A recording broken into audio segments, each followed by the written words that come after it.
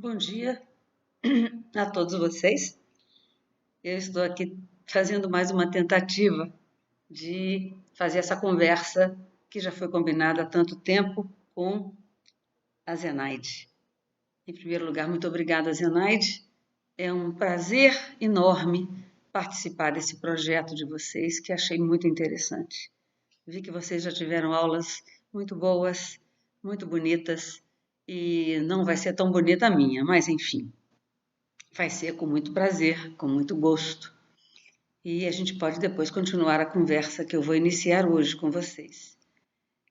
Eu gostaria de agradecer muito a Zenaide, eu tenho um carinho enorme por ela, tenho um carinho muito grande pelos colegas da Universidade Estadual de Feira de Santana e muito especialmente a querida Ilza, saudosa Ilza, que foi quem primeiro me convidou para estar aí por 2 vezes durante 2 semanas num curso de especialização. E ali estava já o começo de um importante trabalho iniciado por ela e que vocês têm continuado com tanto brilho. Eu vou aqui colocar o PowerPoint da aula, mando depois para vocês e. Só um minutinho. Aí ele vai abrir. Vou colocar no modo de apresentação e acho que vou ficar no cantinho aí incomodando vocês.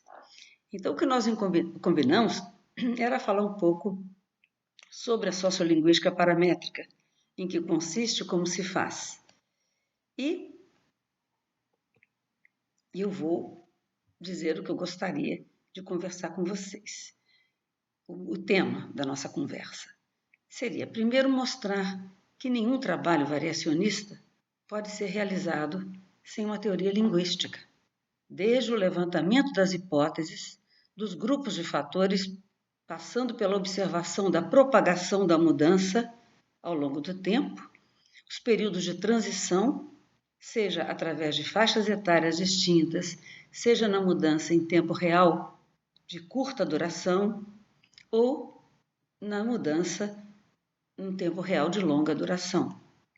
Também procurar identificar o encaixamento de uma mudança de uma forma nova no sistema. Na verdade, é uma das questões mais difíceis de responder se a gente não tem uma teoria linguística para ser associada ao modelo de variação e mudança. Gostaria de falar sobre como surgiu esse rótulo e como Fernando Taralo viu a necessidade de buscar uma teoria linguística forte, justamente para aplicar o modelo teórico de estudo da mudança proposto por Weinreich, Labov e Herzog. Também tentar elucidar esse equívoco que vem sendo repetido desde os anos 80 sobre a incomensurabilidade de pesquisa que reúne dados empíricos e uma teoria formal, que passou então a ser referida como sociolinguística paramétrica. Depois eu queria mostrar como, a partir do desenvolvimento da teoria de princípios e parâmetros, da sua versão clássica até a versão minimalista, os paradigmas gerativo e quantitativo, longe de serem mutuamente excludentes, podem contribuir um com o outro. Análises empíricas não são meramente descritivas, mas são teoricamente reveladoras, desde que embasadas numa teoria linguística que dê conta do fenômeno em estudo.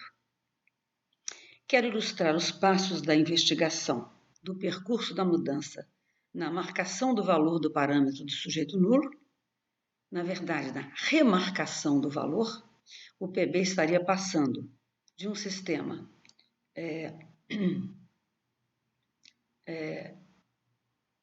estaria se tornando um sistema menos sujeito nulo e passando a ser um sistema mais sujeito nulo. Desculpe. Deixaria de ser um sistema que é marcado positivamente em relação ao parâmetro do sujeito nulo, ou seja, uma língua mais sujeito nulo, e passaria a ser uma língua menos sujeito nulo. No grupo das línguas românicas, ele estaria indo em direção ao francês, e se afastando do italiano, do espanhol, e eu me refiro ao espanhol continental, e ao espanhol da América do Sul. O espanhol do Caribe, por exemplo, é uma coisa completamente diferente, tem passado por mudanças muito parecidas com, até certo ponto, com aquelas pelas quais o português do Brasil passa. Então, ainda eu queria retomar brevemente o que vocês viram na apresentação da Sônia, defendendo que a mudança é abrupta, nas palavras de Lightfoot. Acho que vocês vão ter também uma aula do Lightfoot, e que se dá na aquisição. A criança é a grande responsável por carregar a mudança. Só que a gente precisa entender que as crianças também, as gerações sucessivas de crianças, levam adiante uma regra variável. Sejam elas de gramáticas diferentes, sejam elas de uma mesma gramática. O próprio trabalho do professor Kroc, sobre quem também vocês já ouviram falar, que diz que não se trata de variação dentro da gramática, mas de gramáticas em competição, para mostrar, por exemplo, a mudança que ocorreu quando o inglês deixou de ter o movimento de verbo, a subida do verbo, nas interrogativas dance you the waltz, dança você a valsa, e começou a ter do you dance the waltz, em que o verbo deixou de subir e o do entrou lá no CP, provavelmente em algum ponto do IP, no IP, como uma categoria funcional, fazendo às vezes da subida do verbo, o que acontece? O Kroc mostra essa mudança ao longo de 200 anos no inglês médio. Só que ele mostra que a mudança se propagou gradualmente. Então, não importa se eu estou olhando para a origem da mudança, e descobrir a origem da mudança é uma das coisas mais difíceis, segundo Labov. É muito mais fácil observar a propagação da mudança do que propriamente identificar a sua absoluta origem. A origem sempre nos leva a uma outra pergunta. E o que originou isso? E o que originou aquilo? Ela é sempre circular. Mas, então, eu quero mostrar que, independentemente do conceito de a variação estar interna ao sistema ou de ela pertencer a gramáticas diferentes, as formas variantes pertencerem, eu não vou dizer que isso seja uma questão que me tira o sono, porque realmente o que a gente olha são formas em competição.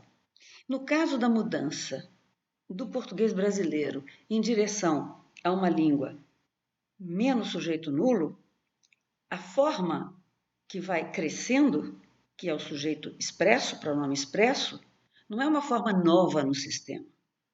Uma língua de sujeito nulo, como o italiano, como o espanhol, tem no parâmetro o sujeito expresso também, só que o sujeito nulo é muito mais frequente. No nosso caso, o sujeito nulo passa a ser menos frequente aos poucos e foi o pronome expresso invadindo contextos mais ou menos censurados nas línguas como o espanhol, como o italiano.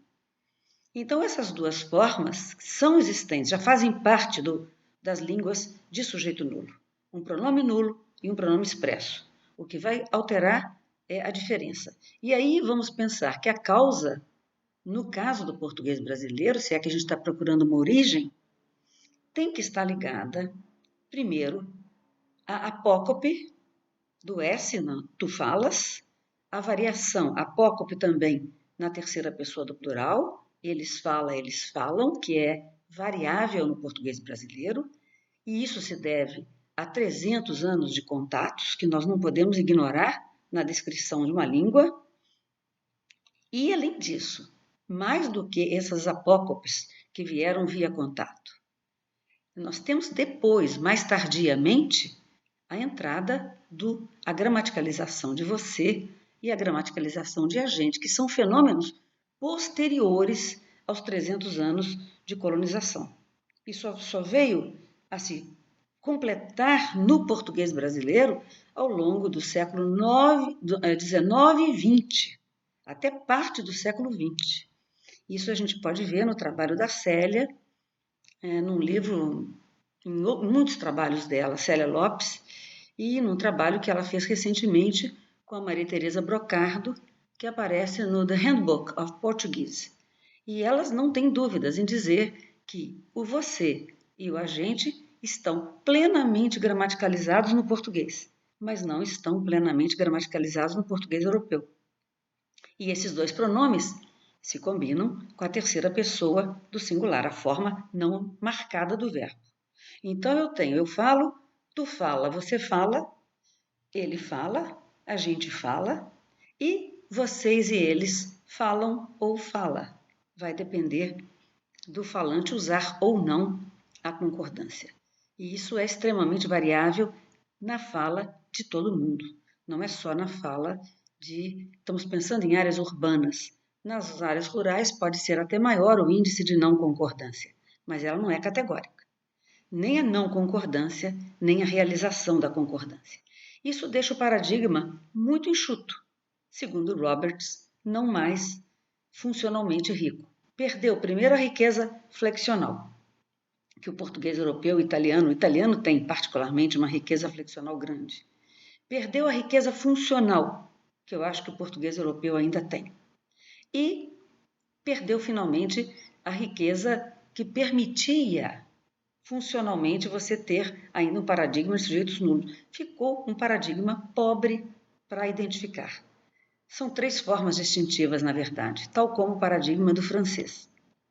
Então, eu queria também reiterar que a associação da teoria da variação e com a teoria de princípios e parâmetros permite predizer qual será o curso da mudança, que contextos vão ceder mais prontamente, que contextos vão resistir mais bravamente e principalmente identificar novas estruturas que aparecem no sistema em consequência da mudança. É a isso que nos referimos como encaixamento da mudança. Seria um efeito colateral e poderia passar despercebido se você não tivesse uma boa descrição da sintaxe das línguas, principalmente do grupo das línguas a que pertence aquela que você está estudando. No caso, o grupo das línguas românicas. E ainda, agora sim, vamos tratar do equívoco, a questão de misturar teorias irreconciliáveis. Quando, em 87, Fernando Taralo publicou na revista Ensaios de Linguística um texto por uma sociolinguística românica paramétrica, mais ou menos um programa, né, de trabalho, uma defesa, uma bandeira que ele estava levantando ali, ele propôs naquele momento fazer uma leitura paramétrica de trabalhos de variação já realizados. Aliás, todos eles eram trabalhos funcionalistas, que era a teoria gramatical mais usada nos trabalhos de variação. A teoria funcionalista perdurou e até hoje tem evoluído, tal como a teoria gerativa, né? Estão ambas em evolução. Taralo queria olhar para aqueles resultados usando o modelo teórico de princípios e parâmetros, que tinha também sido recentemente proposto, em 81. E de 81 para 87, era um tempo em que as coisas demoravam muito a chegar aqui. Né? A gente não tinha e-mail, não tinha como, os livros tinham que ser encomendados, até que alguém trouxesse ideias novas. Taralo tinha estado nos Estados Unidos e tinha aprendido um pouco de teoria gerativa, depois sabia muito, na verdade. Ele, nessa altura, queria apenas fazer uma leitura à luz desses resultados. Mas ele não estava querendo dizer que eternamente isso seria feito. Ele queria apenas fazer essa leitura e mostrar que, naquele momento, aquela língua, por exemplo, ele mostra o francês, uma língua que tinha perdido a ordem VS. Tão logo se tornou uma língua de sujeito preenchido, o francês perdeu também a inversão, o VS. E, na verdade, ele queria mostrar que aqueles poucos contextos de VS que resistiram ainda e que ainda resistem no francês são raríssimos e são encontrados em textos mais formais. ou fala muito formal, não são da língua espontânea, portanto, da primeira gramática, ele queria dizer que se o francês viesse a voltar a ser uma língua de sujeito nulo, que acho que é uma hipótese totalmente descabida, quais seriam os contextos que mais que existiriam? Você vê isso olhando para aqueles que cedem primeiro e aqueles que são mais resistentes. Então, o que Taralo pensou naquele momento era o que não se pensava na teoria gerativa. A ideia de mudança não passava pela cabeça de um gerativista naquele momento. Desde o seu início, nos anos 50, a ideia de Chomsky era buscar princípios universais presentes nas línguas humanas. Então ele não tinha obrigação, ninguém tem, de se preocupar com mudança.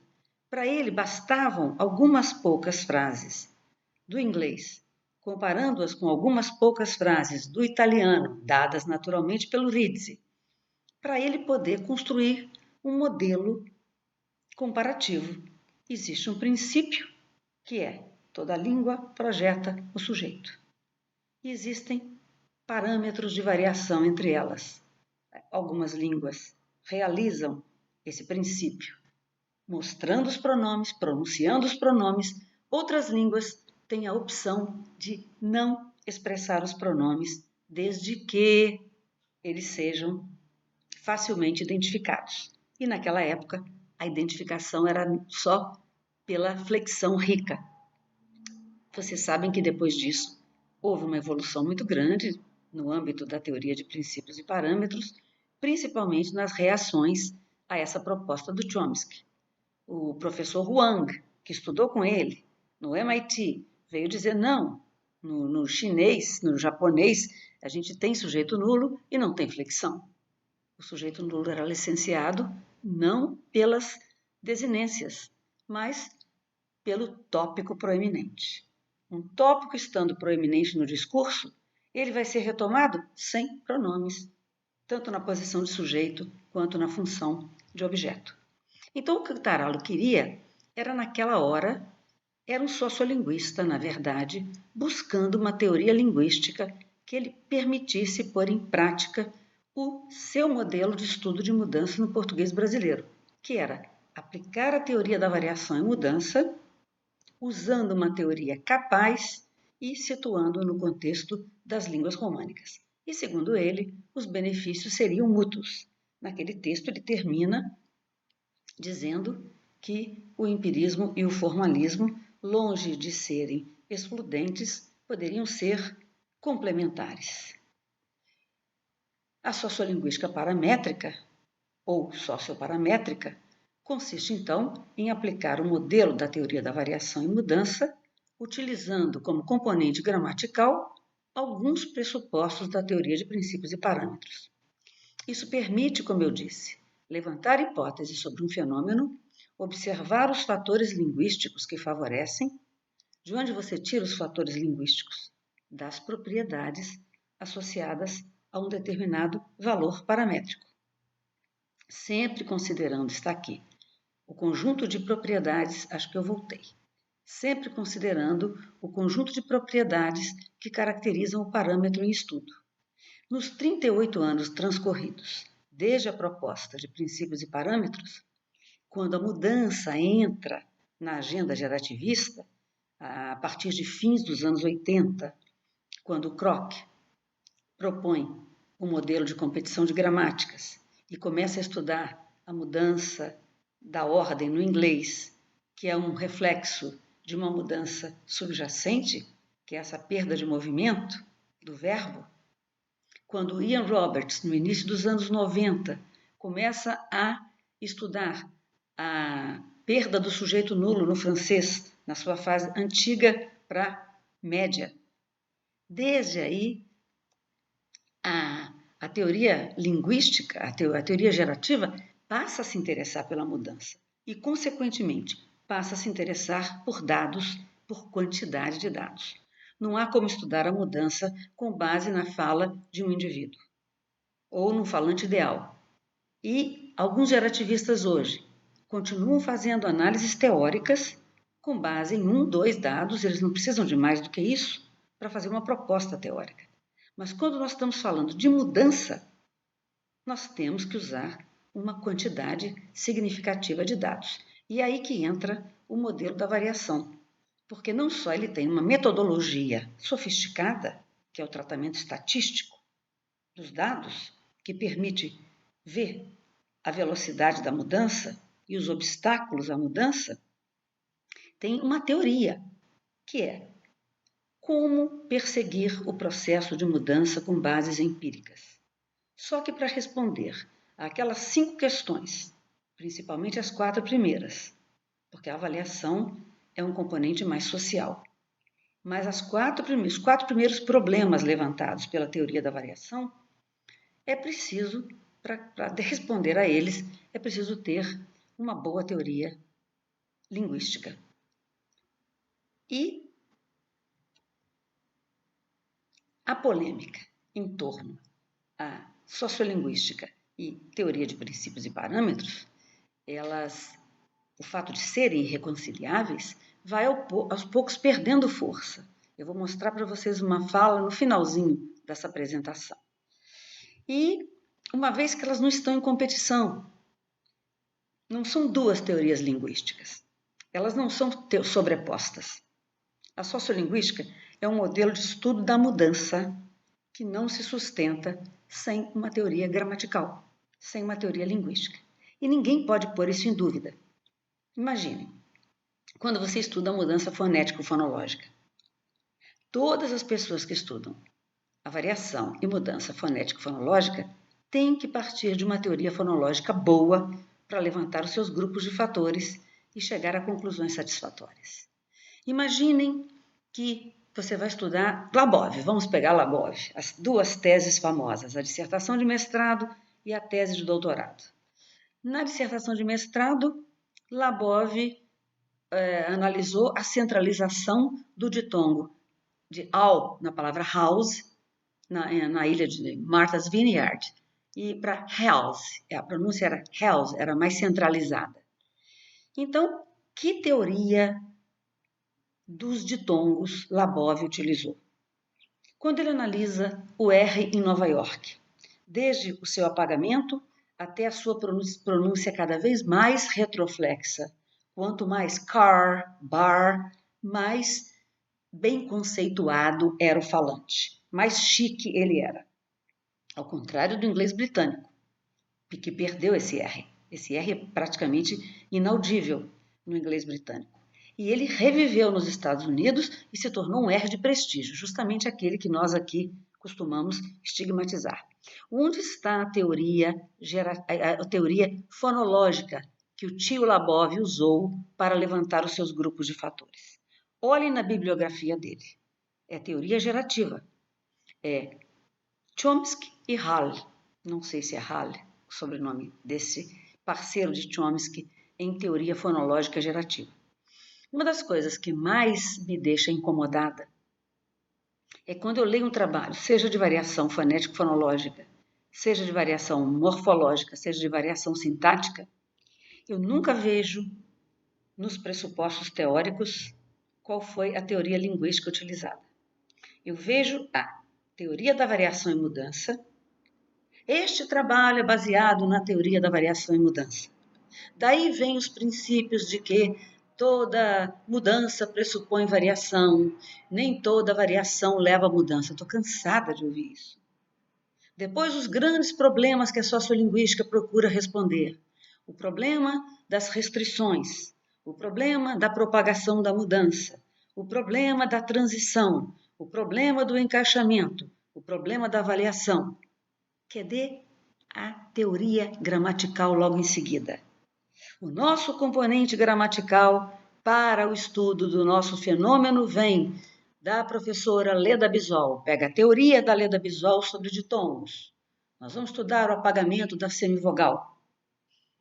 Então, a Leda Bisol vai dizer que são verdadeiros ditongos, falsos ditongos. Onde é que nós reduzimos ditongos? São os falsos ditongos da Leda Bisol. Qual é o contexto subsequente? Qual é o contexto precedente para a realização do R em coda silábica? De onde vem o conceito de coda silábica? Não, isso tudo só vai aparecer como se fosse um milagre na hora da metodologia. Os grupos de fatores levantados foram: número 1, realizações do R, variável dependente. Número 2, contexto precedente. Número 3, contexto subsequente. E aí vem tudo quanto é dado fonético-fonológico que foi roubado, pode ser, só pode ser, de uma teoria linguística. Se você fizer um trabalho qualquer que você não tenha uma teoria gramatical, você pode usar uma teoria gramatical tradicional. Use uma gramática tradicional. Fala, para o meu fenômeno, me bastam esses dados sintáticos da gramática tradicional. Dificilmente você vai encontrar alguma coisa que possa ser resolvida só com base na gramática tradicional, com todo respeito e guardadas as condições contextuais, não é? Em que elas foram feitas. Então, toda pesquisa sociolinguística tem que ter uma teoria por trás. Uma teoria que parta da redução do paradigma flexional do PB, uma teoria que mostre, por exemplo, a perda de morfologia, não só de plural, não só de modo de pessoa verbal, mas de clíticos, a redução de clíticos, que são uma categoria morfológica de terceira pessoa. Tudo isso está descrito em diversas teorias gramaticais. A questão do objeto nulo, teorias que mostram por que o português admite o objeto nulo com tanta frequência, quase 80% dos dados em que eu tenho um objeto anafórico, eu posso ter um objeto nulo. Então é uma mentira dizer que a gente usa ele o tempo todo. Aliás, o ele é tão pouco percebido e muito bem motivado. Precisa de uma teoria linguística para mostrar onde é que o ele aparece. Tem que saber o que é uma minoração. Eu acho ela legal. Tem que saber o que são verbos de permissão. Mandei, causativos. Mandei ele fazer. Deixei ele fazer, verbo de permissão. Vi ela fazer. São verbos que selecionam uma oração com o verbo no infinitivo, cujo sujeito costuma aparecer com a forma ele, ela, em vez de mandei-a. Ora, o que está aí é um sujeito, e nada mais natural do que esperar que o ela apareça num sistema que perdeu o clítico o. Então esse ele é o nosso ele acusativo. Deixamos de usar a marca o. Vejam ainda como é que não se faz sociolinguística sem uma teoria. Os trabalhos em variação sintática feitos sob a orientação do professor Naro, que foi quem trouxe a sociolinguística para o Brasil, inicialmente na PUC, nos anos 70, depois na UFRJ, nos anos 80. Todos os trabalhos realizados pelo professor, orientados pelo professor Naro, em todos eles fica muito claro que é a teoria funcionalista que orientou o levantamento dos fatores e a análise dos resultados. Tanto nas análises sobre concordância, nas análises sobre as realizações do objeto anafórico, trabalhos de Scherre, de Braga, de Omena, sobre as orações relativas de Cecília Molica, as realizações do sujeito pronominal de Vera Paredes, que vão olhar para as realizações do sujeito na escrita de cartas cariocas, depois ela estuda na fala, mas ela olha para o sistema, como funciona o sistema, quais são os fatores funcionais que levam ao preenchimento e deixam e permitem sujeito nulo. Ela não estava e nem tinha que estar interessada em comparar o português com outras línguas românicas, porque não é o objetivo do funcionalista. Ele quer ver como é que aquilo funciona no sistema. Que fatores levantados pelas teorias desde Givon atuam nesse processo? Porque há fatores funcionais. O funcionalismo, no sentido de a funcionalidade, o paradigma do português do Brasil, por exemplo, deixou, segundo Roberts, de ter riqueza funcional. Antes flexional, depois uma riqueza funcional que mesmo reduzido o número de desinências, ainda possibilitava que um sujeito fosse nulo.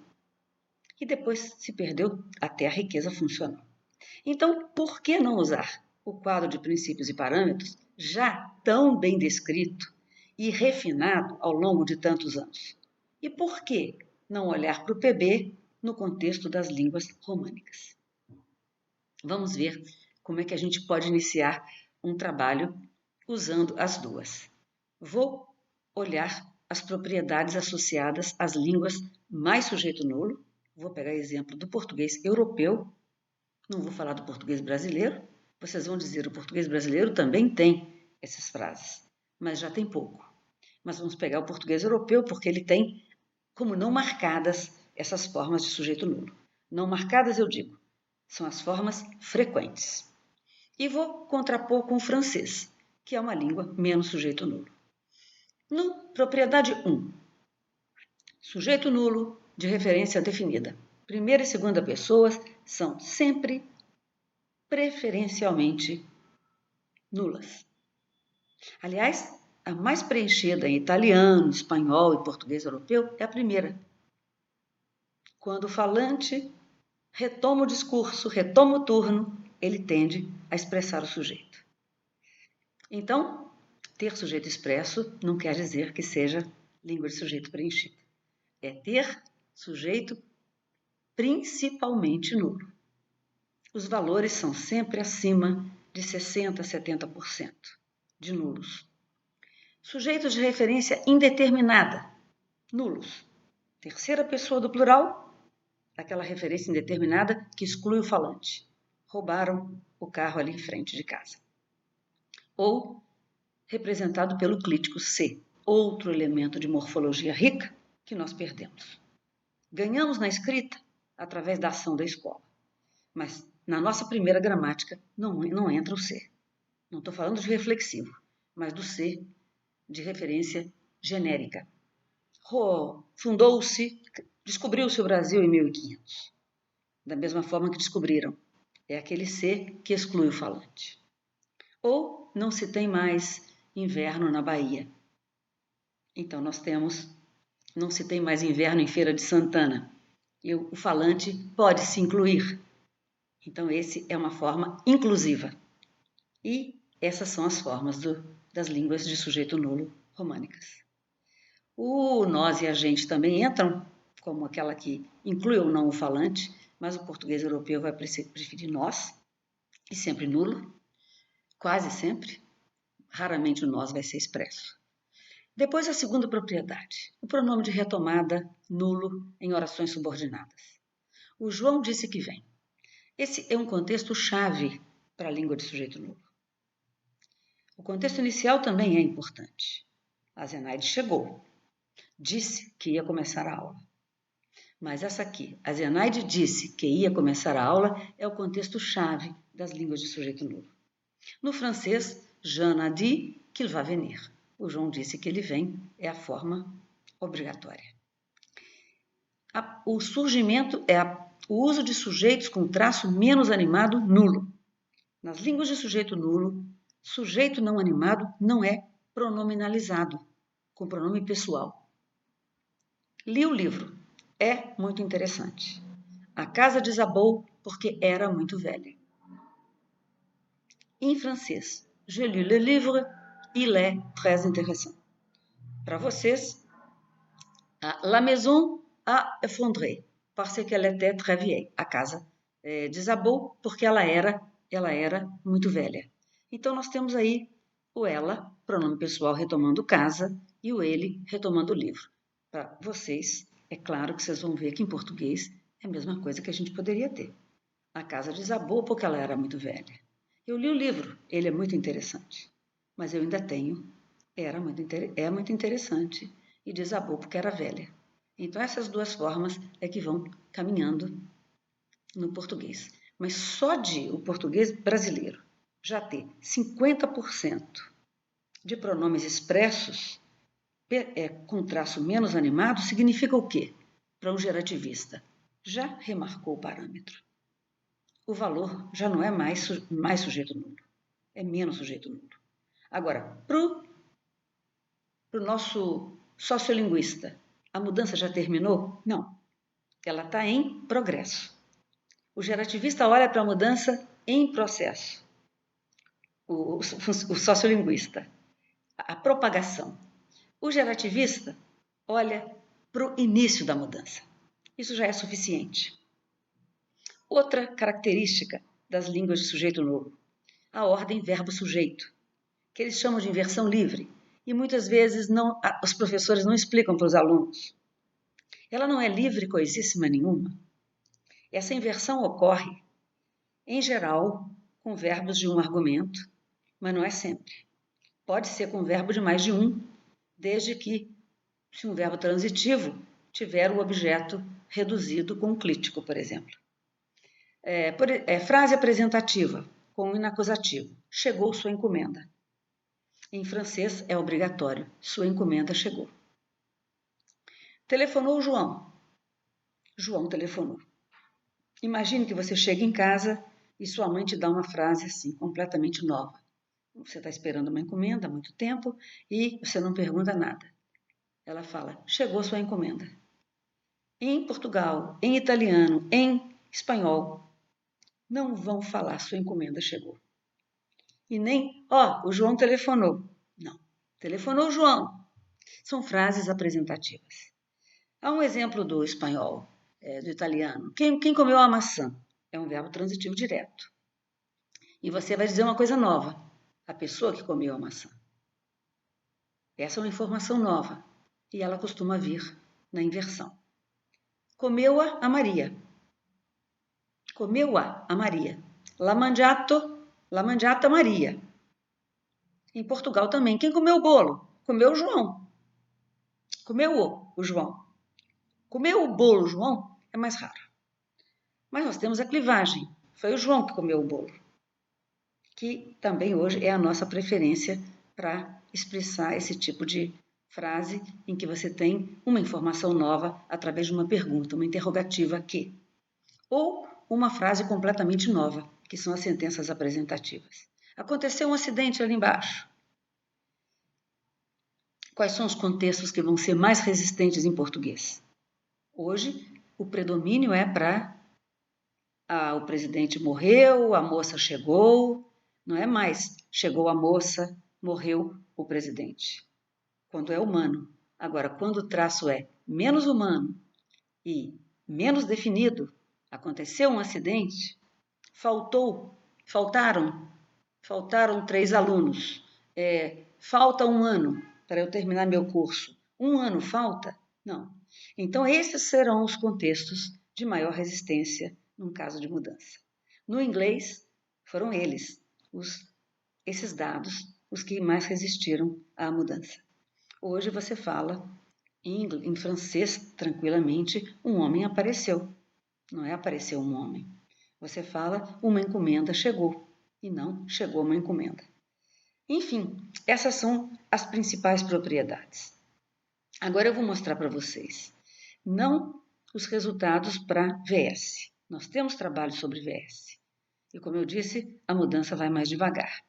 Mas eu vou mostrar como a coisa acontece com o preenchimento do sujeito. Não vou mostrar a entrada do traço mais humano, menos humano, pronominalizado, mas eu dou a referência para vocês verem com a Zenaide o texto que saiu no português brasileiro, Uma Segunda Viagem Diacrônica. Ali eu retomo o de 93 e trago uma análise nova, comparativa do português europeu e o brasileiro. E aí eu mostro os 2 grupos mais fortes que o programa estatístico Goldbarb X selecionou. Agora eu mostro só o primeiro, que são os padrões sentenciais, ou seja, onde está o antecedente do meu sujeito. E o outro é justamente o traço mais menos animado. E é o segundo. E vocês vão ver no livro, depois de virem esse aqui comigo. Depois de verem esse, vamos ver. Vejam essa tabela. Eu vou demorar um pouquinho nessa tabela, mas prometo que depois vai ser rápido. Eu olhei para os sujeitos nulos versus os expressos. E o padrão estrutural. O padrão estrutural vai ser o seguinte. No livro vocês vão ver os exemplos. O padrão A é aquele obrigatório que eu disse. A Zenaide disse que vai começar a aula. É nulo o da segunda oração. Ou a Zenaide disse que ela vai começar a aula. No português europeu, eu tenho 94% de sujeitos nulos. E no português brasileiro já estamos em 41%, abaixo de 50%. É o melhor contexto para sujeito nulo, portanto, é o mais resistente. O padrão B é a subordinada antes da principal. Ou seja, a Zenaide não está se comandando o sujeito da subordinada. A Zenaide disse que ia dar aula. A Zenaide se comanda o sujeito da subordinada. Aqui, quando a Zenaide chegou, começou a aula. Quando a Zenaide chegou, começou a aula. Em português europeu, o efeito é exatamente o mesmo. Quando a Zenaide chegou, disse. A preferência é sujeito nulo. Tanto ele sendo ser comandado, como ele não sendo ser comandado. A relação de ser comando não interfere. Ela é característica. Tanto a principal vindo antes como uma adverbial anteposta, só as adverbiais podem vir antepostas, então só dá para olhar isso nas adverbiais, o número de dados é pequeno, mas é uma regra. Eles têm o mesmo comportamento. Agora, olhem no português brasileiro. Nós temos só 11,5% de nulos, ou seja, mudança quase concluída. Quando a Zenaide chegou, ela começou a aula. É o que nós preferimos. O padrão C é aquele em que o sujeito está quase se comando. Ele está antes, a Zenaide chegou, mas eu faço aquela pausa, curva descendente. A Zenaide chegou, começou a aula em seguida. Então, eu estou num outro período, mas eles são adjacentes e é parecidíssimo com o padrão A, mas já não faz tanto efeito. São 78% de nulos no português europeu e 38% em português brasileiro. O segundo melhor contexto para nós. Terceiro e quarto contextos, facílimos de vocês guardarem. O antecedente está na outra função. Né? Eu vi a Maria quando entrou na sala. Eu vi a Maria quando ela entrou na sala. A Maria é objeto da principal, está em função diferente da subordinada. Eu vi a Maria quando entrou na sala, meio a meio. Veja que ainda é bem alto em Portugal. Não é um contexto bom, funcionalmente falando. Mas nós chegamos a 21, ou seja, é o terceiro pior contexto. E o padrão E, que é o pior de todos. É um antecedente distante. Entre eles, há uma outra oração com um possível candidato. Os meninos foram me procurar para brincar, mas os meus pais geralmente não deixam que eu saia e ficaram lá fora me esperando. São os meninos que vieram. Eu botei no meio lá, os meus pais não me deixam sair, porque mas ficaram lá fora me esperando. 36% de nulos, o que é bastante razoável. Ou seja, se não houver ambiguidade, se uma categoria vazia for interpretada facilmente, é claro que o sujeito vai ser nulo. Mas é muito difícil, até para o próprio falante, processar quando está muito distante o antecedente. 36% e 14%, 14,5% no português brasileiro. Agora vamos ao que interessa. Nós apresentamos os percentuais. Vocês viram os melhores contextos. Agora vamos ver isso aqui. É uma coisa que também me deixa muito triste nas análises de sociolinguística. As pessoas só dão os pesos mais altos.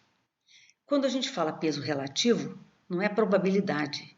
Probabilidade era o que está acima de 0,5 é favorável, o que está abaixo é desfavorável. Aqui não. Eles são relativos, só podem ser analisados um em relação ao outro. Então, os padrões A e B, com ou sem ser comando, são os melhores contextos.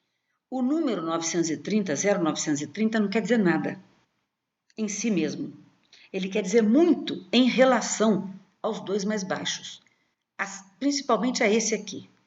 Hoje a gente tem que colocar o range, que é a distância entre o mais alto e o mais baixo. Quanto maior for o range, melhor, mais forte é o efeito desses fatores que estão no extremo superior e mais baixo os do extremo inferior.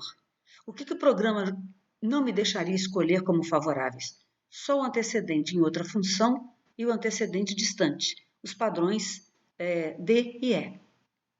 Agora, quais são os dois melhores? O A e B. Qual é o padrão intermediário? Há uma gradação de favorecimento. É o comportamento de uma língua de sujeito nulo. É exatamente isso que nós encontramos para o italiano falado, na análise da Juliana Marins, que está disponível no programa de Letras Vernáculas, 2009. Agora, olha o português europeu.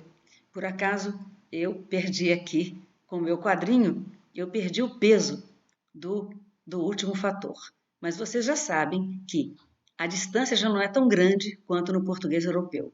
Ou seja, o sistema já não está funcionando como ele costuma funcionar numa língua tipicamente de sujeito nulo.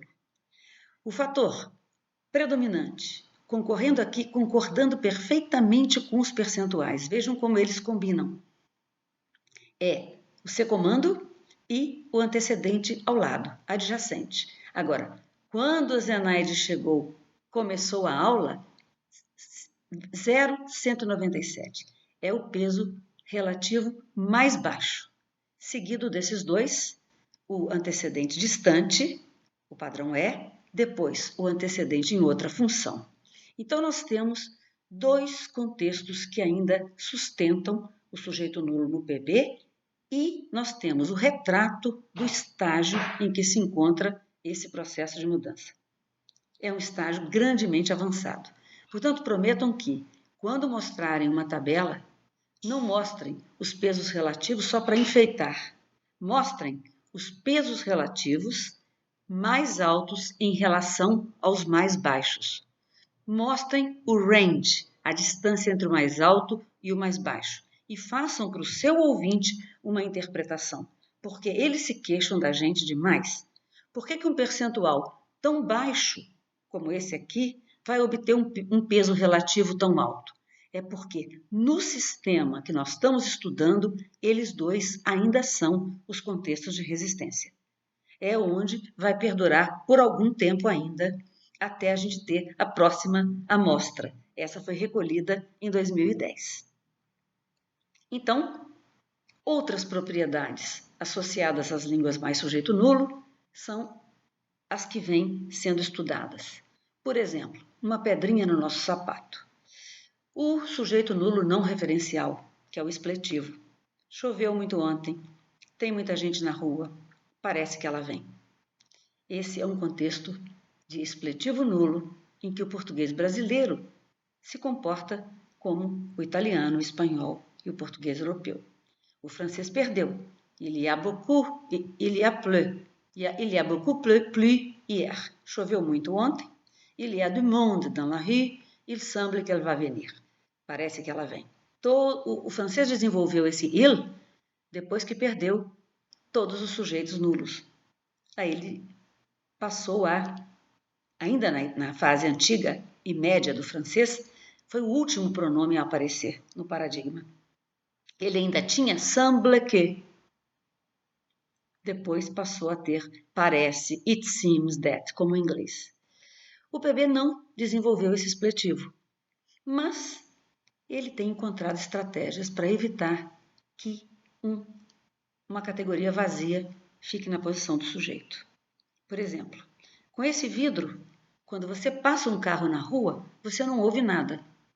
Quando você passa um carro na rua, esse você não está fazendo nada aqui. Não é você indeterminador, nem é você segunda pessoa. É quando passa um carro na rua. Quando um carro passa na rua. É um verbo inacusativo, que tem um expletivo aqui. Quando ele está em ordem VS. Quando você tem chegou o carro, há um expletivo nulo.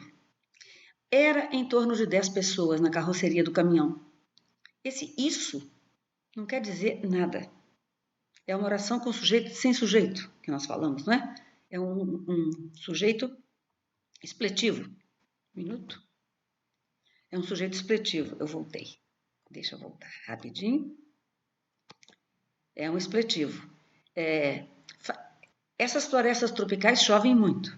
Vejam, o alçamento de um adjunto adverbial, a preposição cai e ele entra onde? No especificador do TP, na posição estrutural do sujeito e a concordância está aí. Você vai me dizer, isso é comum? Não. Mas isso aparece? Aparece. Em revista, 8 cidades que não chovem o ano inteiro. Fazia tanto calor que as minhas pernas racharam a pele. As minhas pernas saiu de dentro desse sintagma nominal, a pele das minhas pernas. E o das minhas pernas, que é o adjunto, o genitivo, foi alçado para a posição de sujeito. As minhas pernas racharam a pele. O que isso quer dizer? Quer dizer que o português do Brasil está encontrando uma solução para não deixar o expletivo nulo, enquanto não criamos um expletivo lexical. Existe um ele no português europeu, que dizem que não é muito regional, é antigo, em que eles usam em expressões quase fixas. Ele há cada coisa nesse mundo. Mas não vamos falar do ele hoje. Deixa eu falar agora a última coisa, que é concluir com vocês sobre o que nós falamos aqui. A sociolinguística paramétrica não consiste hoje em fazer uma leitura à luz da teoria de parâmetros dos resultados de outras pesquisas quantitativas.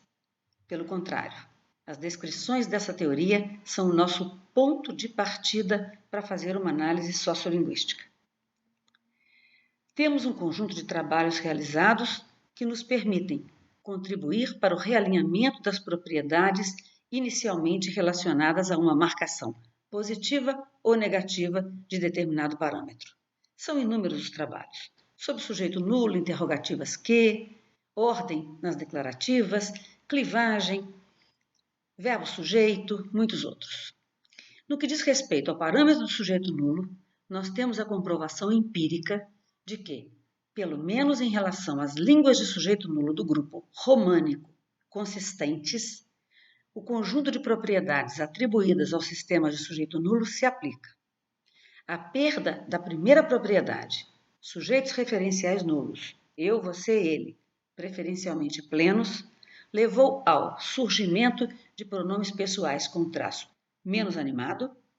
Nós falamos, essa mesa, ela é muito ruim, ao preenchimento do sujeito indeterminado, ao redobro do sujeito, a Maria, a Clarinha, ela cozinha, que é uma maravilha, isso daí é um efeito colateral da mudança. Línguas como o italiano jamais redobram o sujeito.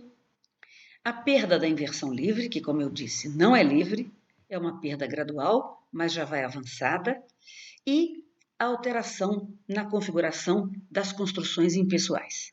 As nossas construções impessoais hoje convivem. Essas florestas chovem muito, com chove muito nessas florestas.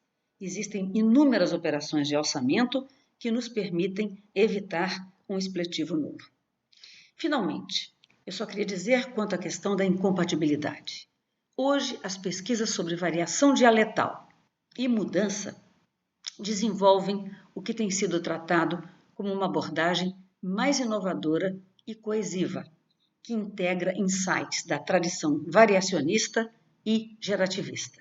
Esses trabalhos, desenvolvidos desde a década de 90, se baseiam principalmente em evidências da aquisição de regras variáveis, tanto em L1 como em L2. Mais recentemente, vemos estudos em mudança paramétrica que reconhecem o pioneirismo de Cato e Tarallo nesse trabalho chamado de trabalho coesivo, conforme mostra Martínez Sans na sua tese de doutorado sobre o espanhol da República Dominicana. Uma hora a gente pode falar sobre ele. Está mudando, sim. Já perdeu praticamente as terminações verbais, uma variedade do espanhol dominicano. Já desenvolveu o expletivo lexical, elio, mas sofre uma pressão da escola imensa. Uma hora eu conto essa história para vocês, por hora eu queria apenas agradecer e dizer que, se precisarem, se isso der certo, a gente pode repetir numa outra ocasião com algum assunto que lhes interesse. Um grande abraço, um bom dia e uma boa continuação desse programa de doutorado. Beijos!